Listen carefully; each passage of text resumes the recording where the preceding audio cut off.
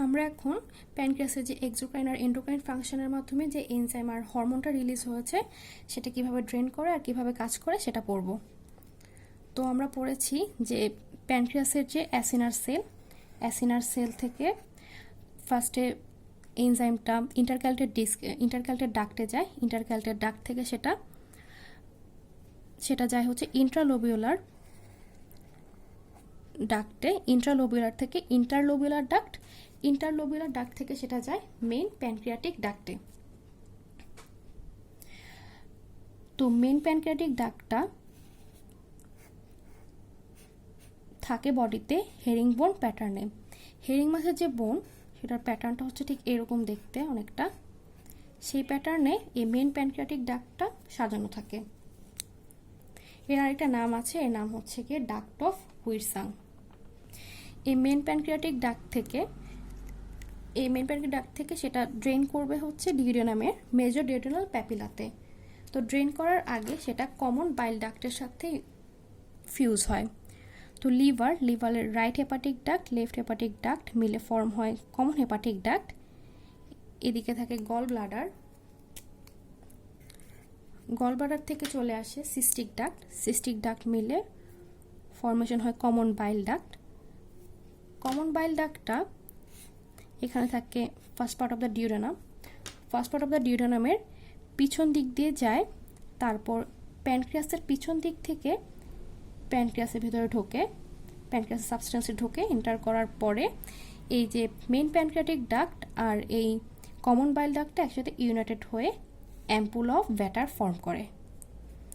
অর্থাৎ right hepatic duct, left hepatic duct মিলে form করে common hepatic duct. Cystic duct আর কমন হেপাটিক ডাক্ট মিলে ফর্ম করে কমন বাইল ডাক্ট, যেটা ফার্স্ট পার্ট অফ দ্য ডিউডেনামের পিছন দিয়ে এসে প্যানক্রিয়াসের পিছন দিয়ে প্যানক্রিয়াসের সাবস্টেন্সে এন্টার করে মেইন প্যানক্রিয়াটিক ডাক্টের সাথে ফিউজ হয় আর ফর্মেশন করে অ্যাম্পুল অফ ভ্যাটার।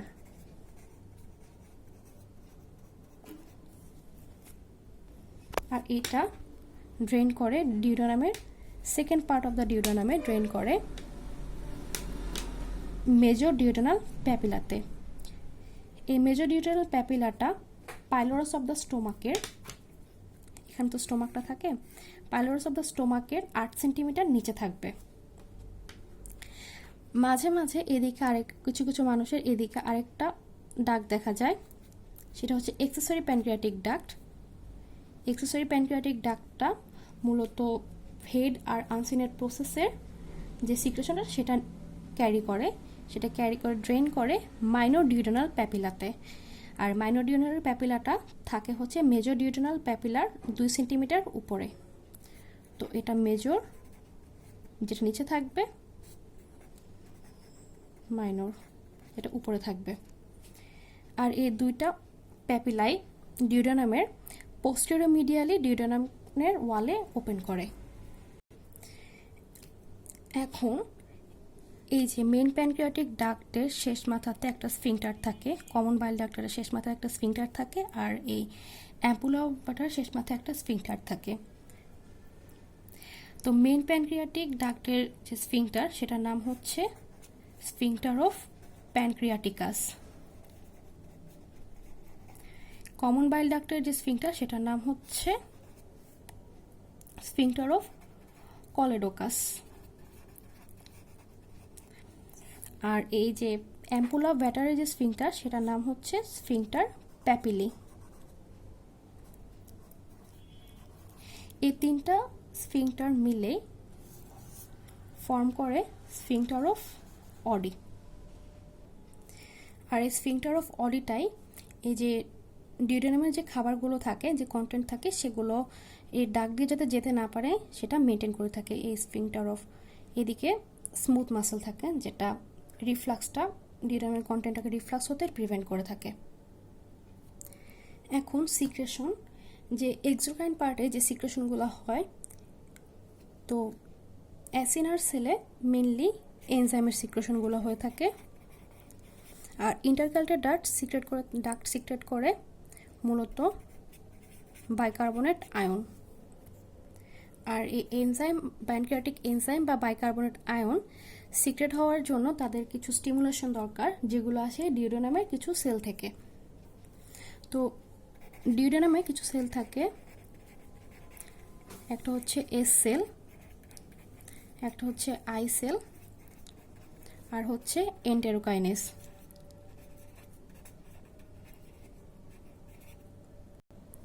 এস সেল থেকে সিক্রেট হয় সিক্রেটিন, আই সেল থেকে সিক্রেট হয় সিসিকে বা কোলেসিস্টোকাইনিন। আর এগুলো স্টিমুলেশন হতে আরেকটা এনজাইম হেল্প করে, সেটা হচ্ছে অ্যাসিটাইলকোলিন, যেটা হচ্ছে প্যারাসিম্প্যাথেটিক নার্ভাস সিস্টেম, মানে cholinergic nerve এন্ডিংয়ের parasympathetic nervous system থেকে অ্যাসিটাইলকোলিনটা আসে।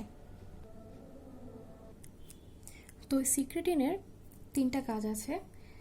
তো একটা হচ্ছে reduce bile from liver and gall bladder. Liver আর গল ব্লাডার যে বাইলটা সিক্রেশন হয় সেটাকে সে সিক্রেটিনটা কমায় দেয়। আরেকটা হচ্ছে reduce the gastric motility and activity. এখানে এই যে সিক্রেটিনটা কি করে, স্টোমাকের অ্যাক্টিভিটিটাকে কমায় দেয়, যার কারণে স্মল ইন্টেস্টাইন বা ডিউডেনাম প্রিপেয়ার হতে পারে অ্যাসিডিক ফুডটাকে ডাইজেস্ট করার জন্য। আরেকটা কাজ করে থাকে, এই যে ইন্টারক্যালটেড ডাক্টটাকে সে স্টিমুলেশন করে, যার কারণে বাইকার্বনেটটা সিক্রেশন হয় ইন্টারক্যালটেড ডাক্ট থেকে।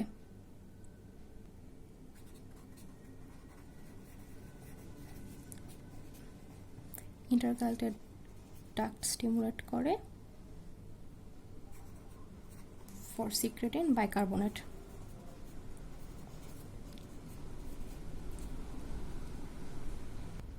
আর এই সিসিকে বা কোলেসিস্টোকাইনিন 2টা কাজ করে। একটা হচ্ছে সে বাইলটাকে ইনক্রিজ করে, লিভার আর গলব্লাডার থেকে যাতে বাইলটা প্রডিউস হয় সেটা ইনক্রিজ করে। আরেকটা কাজ করে স্টিমুলেট দ্য অ্যাসিনার সেল। এই যে অ্যাসিনার সেল থেকে যে এনজাইমটা সিক্রেট হবে সেটাকে, এই অ্যাসিনার সেলটাকে স্টিমুলেশন দেয় এই কোলেসিস্টোকাইনিন।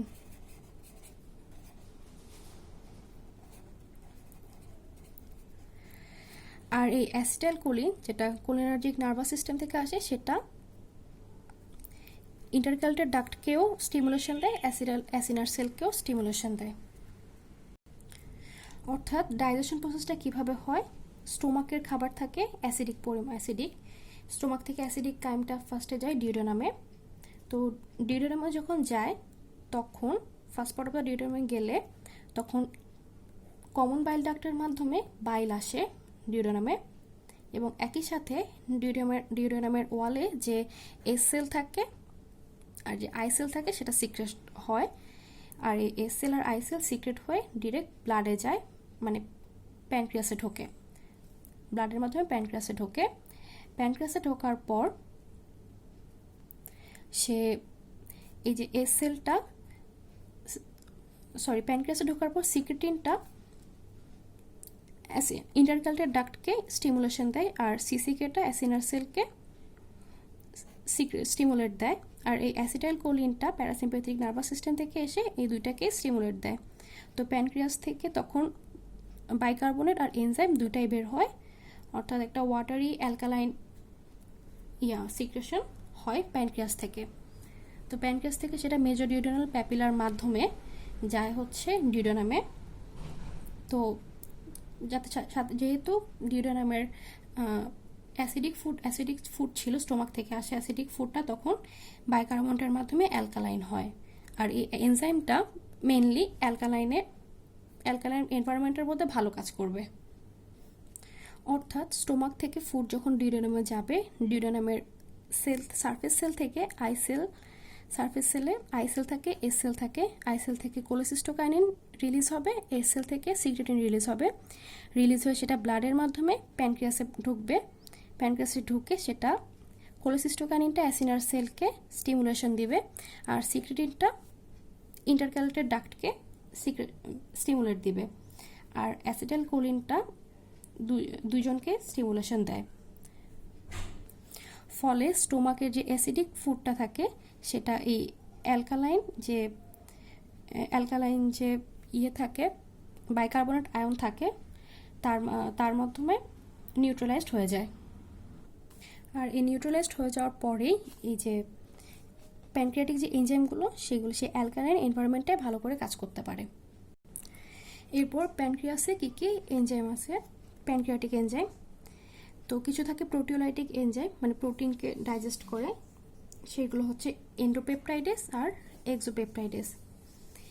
এন্ডোপেপটাইডেস মানে হচ্ছে পেপটাইড যে চেন সেটাকে মাঝ থেকে ভাঙতে পারে, আর এক্সোপেপটাইডেস মানে পেপটাইড চেনের যে কোনো এন্ডের যে অ্যামিনো অ্যাসিড সেটাকে ভাঙবে, সেটাকে রিমুভ করবে। তো এই এন্ডোপেপটাইডেস হচ্ছে ট্রিপসিনোজেন আর হচ্ছে কাইমোট্রিপসিনোজেন, যেগুলো ইনঅ্যাক্টিভ ফর্মে থাকে। আর এক্সোপেপটাইডেস হচ্ছে প্রোকার্বক্সিপেপটাইডেস আর প্রো অ্যামাইনোপেপটাইডেস।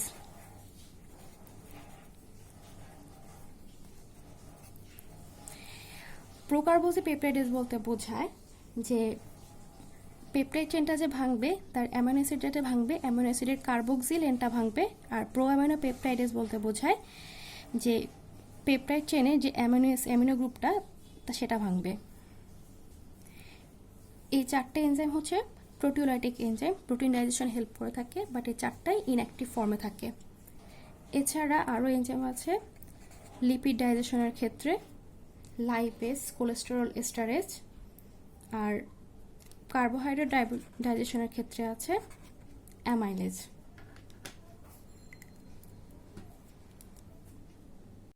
এছাড়া নিউক্লিক অ্যাসিডকে ব্রেকডাউনের জন্য আরও কিছু এনজাইম থাকে, সেটা হচ্ছে ডিএনএর জন্য থাকে ডিঅক্সিরাইবোনিউক্লিয়াস, আর আরএনএ ব্রেকডাউনের জন্য থাকে রাইবোনিউক্লিয়াস। অর্থাৎ প্রোটিন ডাইজেশনের জন্য থাকে ট্রিপসিনোজেন, কাইমোট্রিপসিনোজেন, প্রোকার্বক্সিপেপটাইডেস, প্রোঅ্যামাইনোপেপটাইডেস, যেগুলো চারটাই থাকে ইনঅ্যাক্টিভ ফর্মে। লিপিড ডাইজেশনের ক্ষেত্রে থাকে লাইপেজ, কোলেস্টেরল এস্টারেজ, কার্বোহাইড্রেট ডাইজেশনের ক্ষেত্রে থাকে অ্যামাইলেজ, আর নিউক্লিক অ্যাসিড ব্রেকডাউনের জন্য থাকে ডিঅক্সিরাইবোনিউক্লিয়াস আর রাইবোনিউক্লিয়াস।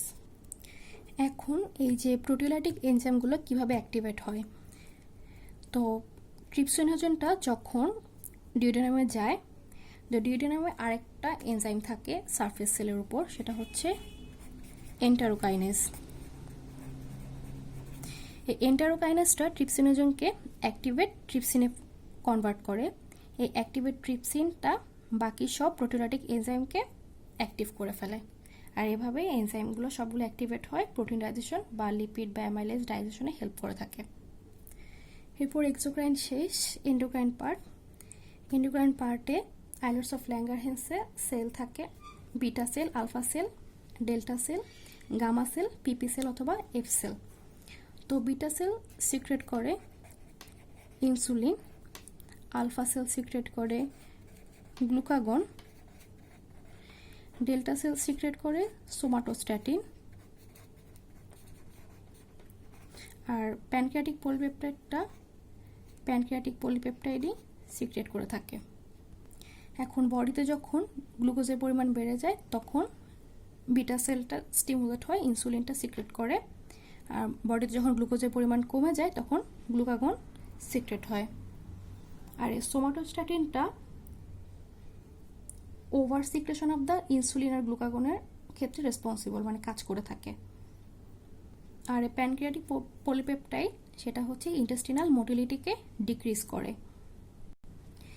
এখানে ইনসুলিন মানে বিটা সেল বা ইনসুলিন এটা হচ্ছে অ্যান্টি ডায়াবেটোজেনিক, আর বাকি সবগুলো হচ্ছে ডায়াবেটোজেনিক। তো আমরা জানি যে বিটা সেলটা থাকে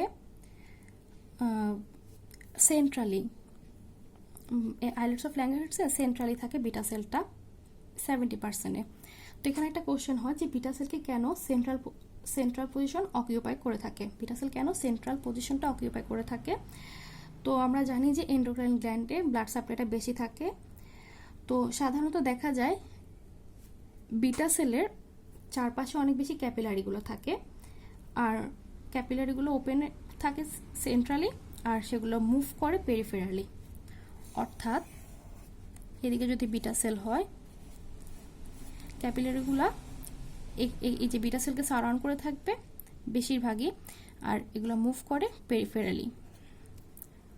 তো এটা কেন করে? কারণ এই যে বিটা সেলের ইনসুলিনটা এক স্ট্রাকচার আর বাকিগুলো আরেক স্ট্রাকচারের। তো ইনসুলিন যেটা তৈরি হলো সেটা যেহেতু আলফা সেলের গ্লুকাগন বা অন্যান্য সেল যেগুলো থেকে যেগুলো সিক্রেট হয় সেগুলোকে ইনহিবিট করার জন্য এদিকে পেরিফেরালি মুভ করে, যাতে পেরিফেরালি যে সেলগুলো থাকে সেগুলোর সিক্রেশনটা ইনহিবিট হয়ে যায়।